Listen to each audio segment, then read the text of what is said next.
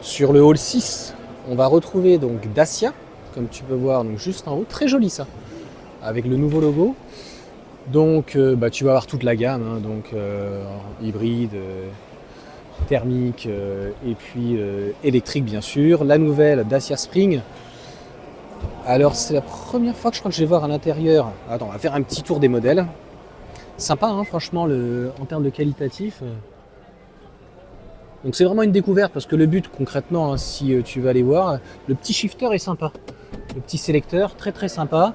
Bon, c'est plastique hein, un petit peu, mais c'est pas mal. Hein. Puis à l'arrière, il y a quand même de l'espace. Hein. Sur ce Duster, il est sympa, c'est basique. Moi, ce qui m'intéresse, c'est d'aller voir bien sûr le Bigster. Attends, on va ouvrir le coffre, si on peut. Ah bah, il n'est pas électrique. Oh, aïe, aïe, aïe, c'est pas possible ça. Bon, voilà le volume. Très sympa, très bien fini. Donc là, le jogger qu'on connaît, la Sandero avec cette couleur un peu sable, moi j'aime pas beaucoup. Et alors voilà. Voilà le renouveau de la marque. C'est joli, malheureusement, ça n'a plus de bonus. Et comme je l'avais dit en vidéo, pas de bras, pas de chocolat. Donc voici le stand. Là, il y a une partie en haut aussi Dacia qu'on ira visiter. Et moi, ce qui m'intéresse, c'est ce Bigster. Alors, le Bigster, tiens, regarde. Là, tu vois le Bigster et tu vois la rallonge en fait à partir d'ici. Et le Duster. Donc, en gros, sur cette partie-là, c'est la même chose. Et c'est là, clairement.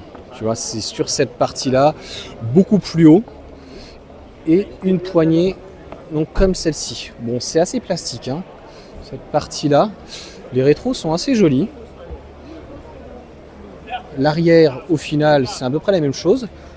Par contre, typique d'une thermique, le plancher est très haut. Hein, puisque là, regarde, il va falloir rentrer et à l'intérieur, on dirait une bassine.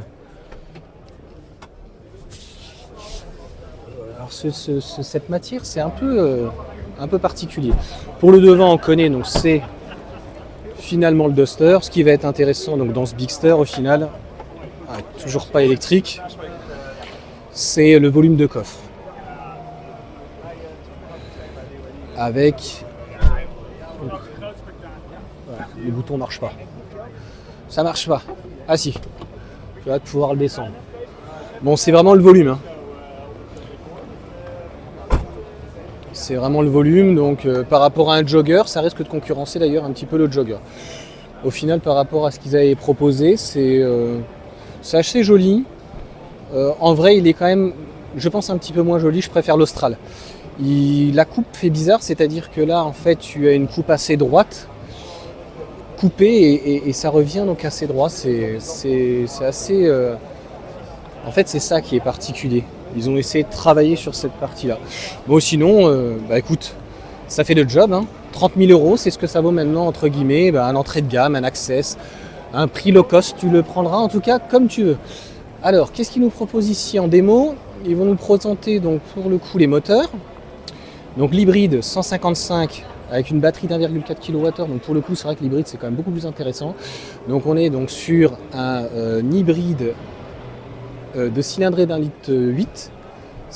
Par contre je comprends pas pourquoi il l'appelle en rechargeable, donc celui-là c'est le rechargeable, donc c'est plutôt un autre moteur, hein, puisque là donc c'est le moteur en 48 volts en bicarburation, donc GPL essence 140.